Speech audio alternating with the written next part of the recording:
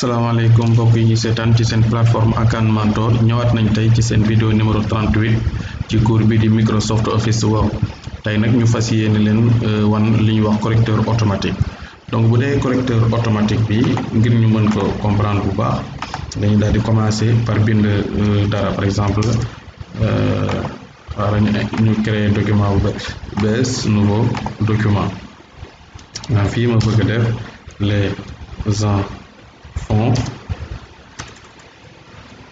les enfants vont à l'école gis nga fii di def les enfants vont à l'école xaaral ñu yokk taille bi man la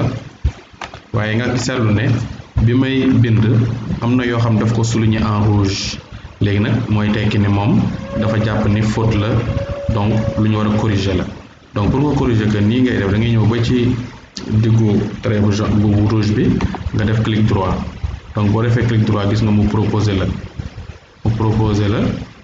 exemple boo defee clic droit propose na la enfant sans S enfant avec S enfant et cetera pour mu laaj la lan nga pour nga xam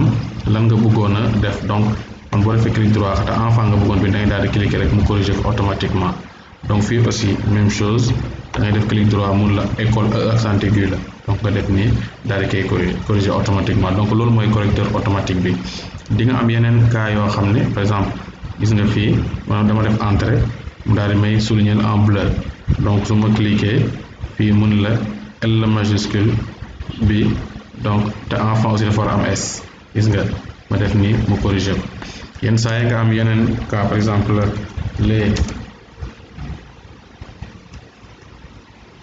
footballeurs sont là par exemple nga ñëw fii mu souligner son bi en rouge donc nga cliquer mun la effacer le mot répété donc gis nga parce que da nga répété mot bi 2 fois donc di nga am aussi yeneen possibilité des fois par exemple nga ñëw les amis virgule les cousins mu ni la mu souligner ñaari donc boo defee nii daf naan la nga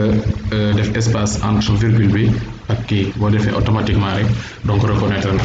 donc yu bari boo gisee mu souligner la en rouge en vert wala yooyu rek am na correcteur bi lu mu lay suggérer pour corriger la ko automatiquement donc boo defee clic droit rek bi nga gis kon li nga xamante ne loolu lay suggérer nga xool yow la nga bëggoon bind daal koy corriger automatiquement donc des fois aussi am ay mots yoo xam ne par exemple mënoon naa def